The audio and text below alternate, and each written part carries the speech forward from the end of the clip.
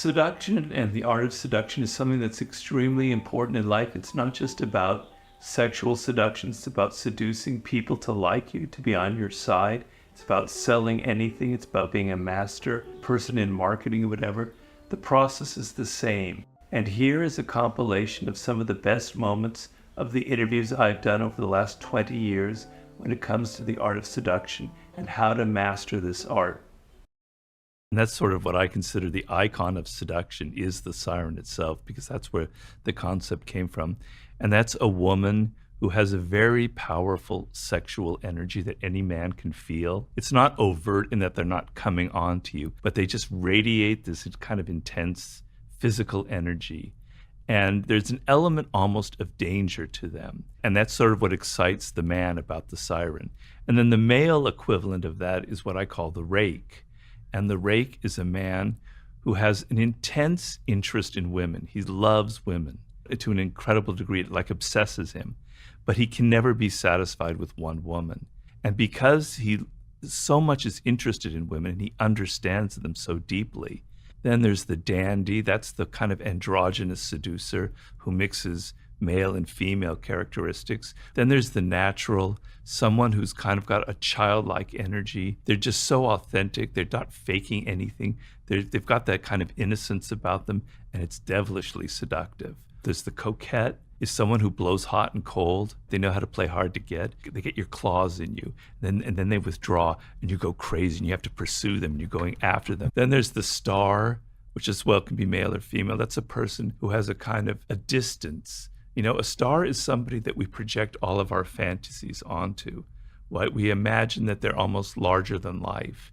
And it's a person who knows how to be kind of blank and yet have this sort of Hollywood-like presence about them, a kind of confidence. And they become a screen in which we project all of our fantasies on. And we can think of millions of examples in pop culture, you know. And then there's the charismatic. This isn't so much a sexual seducer, because not all the art of seduction is about sex. A lot of it's about social seduction, political seduction, marketing seductions. The charismatic is a man or a woman who's filled with this intense kind of confidence. And the image that I use is that there's almost like a light inside of them. You can't see, but from within, it illuminates them. And it makes their eyes wide open with an energy, and it gives them this kind of animation. We have to hear everything they say. They're great orators, right? And they radiate this kind of confidence that sucks us in. We feel like when we're close to them, we're getting some of their own confidence.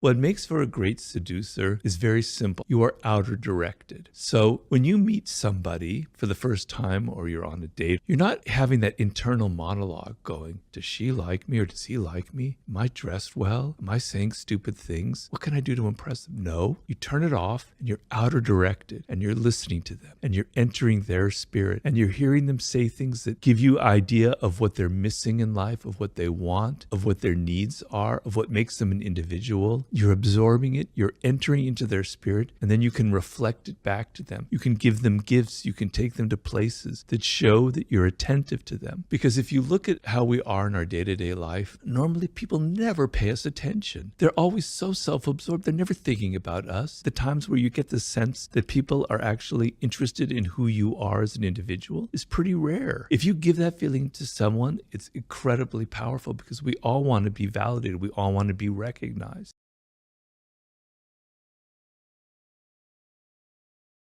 Now, I talk in the art of seduction of charisma. And what I define charisma is, there's a person who has a kind of inner light inside of them. They're so confident that they kind of glow with that confidence, that their words are kind of revealing it, their eyes are glowing, their gestures are glowing, and they're very charismatic. It could be a Malcolm X, it could be a Marilyn Monroe, it could be a John F. Kennedy, it could be a Mick Jagger, whomever. We sense this incredible confidence in them, this power, and it's like an inner lantern that just makes everything glow, and we are so attracted to that. That's what charisma is. Why are we attracted to it? Because we envy people who have that kind of confidence. We wish we could have that, and we find it very compelling. We want to know them. We think that some of it perhaps will rub off on us.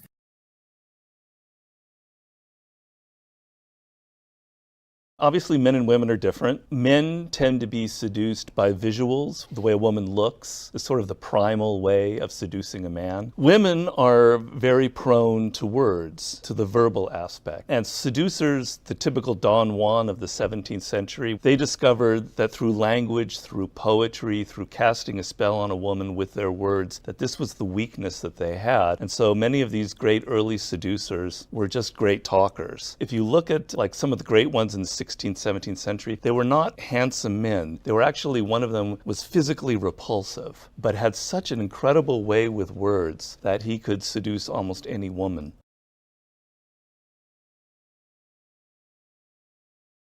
The seducer is someone who has a kind of playful, open attitude. They're not someone who's judging. They're not moralistic. They're not going, you're bad, you're good. They're kind of open, non-judgmental. They give a lot of themselves. They want to please the other person. They want to get that other person to open up to them. So the anti-seducer is the very opposite of that. For instance, being generous with your time or with your money is very seductive. So if you're on a date and you're kind of worried about the money or the expense, that's an anti-seductive sign. Like, oh, the woman or whoever, I'm not worth that money. You know, I'm not worth going to a nice restaurant. I'm not worth the expense or the effort. Tightness is anti-seductive. Openness, open heart, open spirit is seductive. So any kind of tightness or rigidity or closeness is very, very anti-seductive.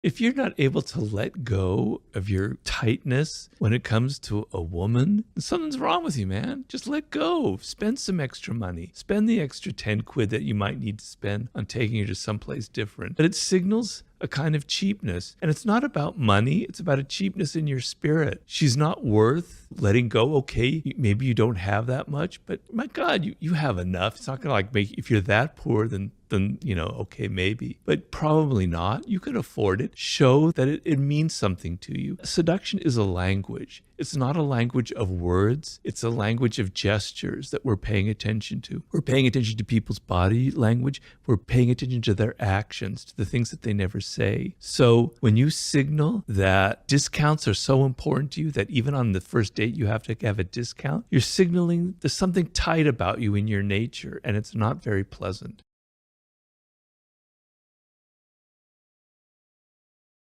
Sukarno was a dictator almost of Indonesia back in the 60s. And it's a story of the journalist Cindy Smith who's interviewing him. And the image in the West was this sort of brutal dictator. And suddenly this writer, this American writer, said, God, he's not like that at all. He's listening to me. He's doing what I want to do. In fact, she had the feeling she was seducing him. At one point he said, you know, I like the color of your hair. I want to have the same hair color. Wow, this supposed dictator of Indonesia wants me to dye his hair the same color blonde as my hair. She thought, wow, I'm having such an effect on him. He's not what I thought. In the end, he was controlling the whole thing. I call that enter the other person's spirit. He was trying to be a sponge for her. He was absorbing her energy. He was trying to get inside her world, her way of thinking, and it completely worked like a charm. She found him suddenly not what she thought.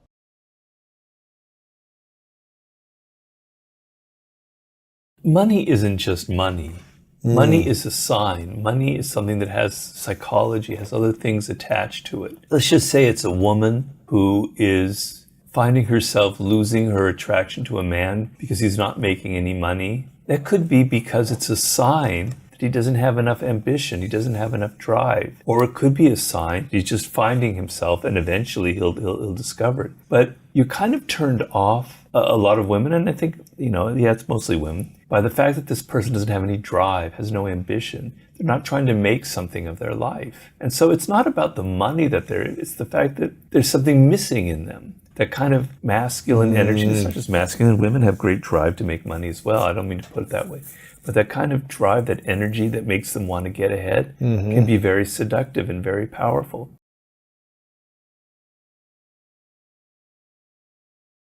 What is the major complaint that people have, particularly women, but men also, who've been in a relationship for 3, 4, 5, 10 years, is that there's no more magic left. There's no more enchantment. You know the other person so well that there's no mystery left. They take you for granted. You see them every day doing the same things. So seduction is something that still goes on even in a relationship, even after you've been together for several years, where you don't have to do it every day because it gets tiring, but every week or month or so, you do something, you re-seduce the other person. You show that there's still something they don't know about you. You reveal that there are depths to you and things that they never figured out before. There's still an element of mystery. There's still an element of drama. You're still putting in the effort to take them to a place that they've never been to before. These are things that we don't have a lot in the world today. We don't live in a world with a lot of that kind of enchantment. Things are very direct and brutal, and I think people have this need.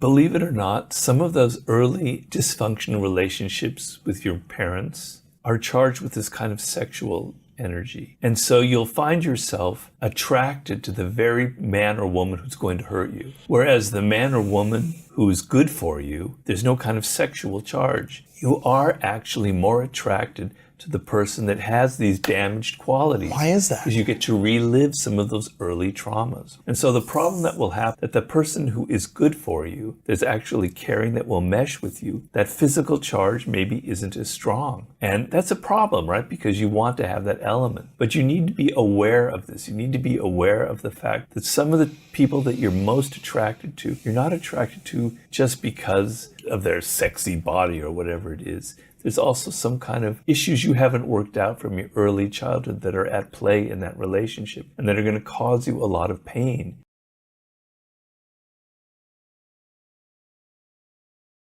People are dying to be taken out of their lives, out of the banal day-to-day work, and to be taken on a ride. They want enchantment. They want some drama in their life. They want pleasure. I talk about in the book, it's like a child. Seduction is reaching the child of everybody. And when you were a child, you were 1 year old, what was the greatest pleasure you had? It was being picked up by your father, your mother, and kind of whirled around and taken everywhere and lifted and twirled, etc. The sense that someone was taking you somewhere and you were under their control made you laugh. It gave you this incredible pleasure. And that's what happens when you see a movie and it takes you on this journey where you don't know where it's going, what's happening next. People don't have enough of that in their lives.